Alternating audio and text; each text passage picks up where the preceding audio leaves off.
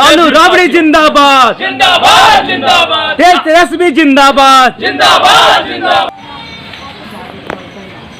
आज हम लोग 7 जून 2020 को राष्ट्रीय जनता दल के जितने भी साथी हैं, जो श्रमवीर हैं, जो हमारे वापस घर लौटे हैं, गांव गरीब के लोग, तमाम लोगों ने पत्रकार दिवस के रूप में मनाने का काम किया। हम सभी लोग अपने अपने दरवाजे पर खड़ा होकर के थाली बजा करके इस सरकार जो श्रमवीरों के साथ जो दोहरी नीति अपना रही है, इसके खिलाफ पत्रकार दिवस हम मना रहे हैं। ऐसे समय में जब प्रवासी मजदूर बेबस है, लाचार हैं, उनके सामने भूखमरी की स्थिति है, वापस आने के बाद सरकार को रोज़गार की व्यवस्था करनी चाहिए, उनके लिए बेहतर तरीके से रोज़गार का सृजन हो, इसकी व्यवस्था करनी चाहिए थी। परंतु जो वर्तमान में स्थिति है, भारतीय जनता पार्टी को सिर्फ और सिर्फ सत्ता प्यारी है। आज भारतीय जनता पार्टी आज वर्चुअल रैली कर रही है।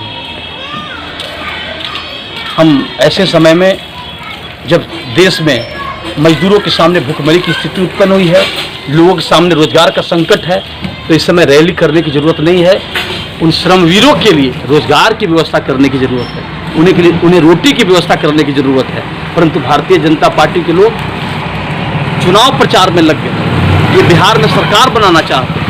इसलिए ऐसे समय में हमारे नेता आदरणीय तेजस्वी प्रसाद जी, हमारी पार्टी राष्ट्रीय जनता दल अपने अपने साथियों से, गरीबों से, जो श्रमवीर हैं, उनसे आग्रह किया था कि आप अपने अपने दरवाजों के सामने खड़ा होकर के थाली बजा करके, प्लेट बजा करके आप इस सरकार की जो नीतियां हैं, जो इस सरकार की जो गरीबों विरोधी जो नीति है, उसके खिलाफ प्रतिकार करें। तो आज हम सभी लोग प्रतिकार दिवस के रूप में मना रहे हैं और हमें रोटी की ज़रूरत है, भोजन की ज़रूरत है, हमें वर्चुअल रैली की ज़रूरत नहीं है। एक्चुअल रूप से आप गरीबों के दाने की व्यवस्था करें, रोटी की व्यवस्था करें, ताकि जो मजदूरों के सामने भूखमरी की स्थिति है वो समाप्त हो सके। इनके लिए रोजगार की व्यवस्था करें।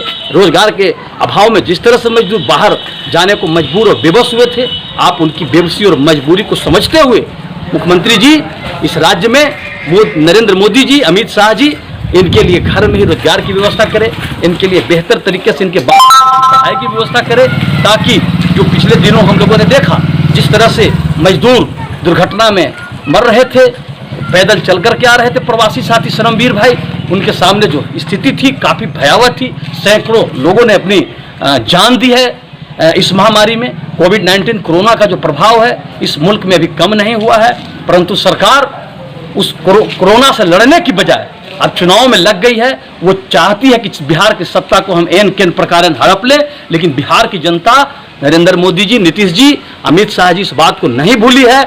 जो दर्द आपने दिया है उन मजदूरों को, जो आपने पीड़ा दी है उन मजदूरों को, जिस तरह से भूखे तड़पाया है, जिस तरह से आपने चुनौती दी है उन मजदूरों को, आपने कहा था कि हम मजदूरों को वापस नहीं आने देंगे। जरा सोचिए मोदी जी, नीतीश जी, आपने कहा था कि हम वापस नहीं आने देंगे। उनकी पीड़ा को समझिए, जो अपने बाल बच्चे को लालन पालन के लिए, रोटी के लिए, कपड़ा और मकान के लिए घर छोड़ करके जाने को बेबस और मजबूर होते हैं।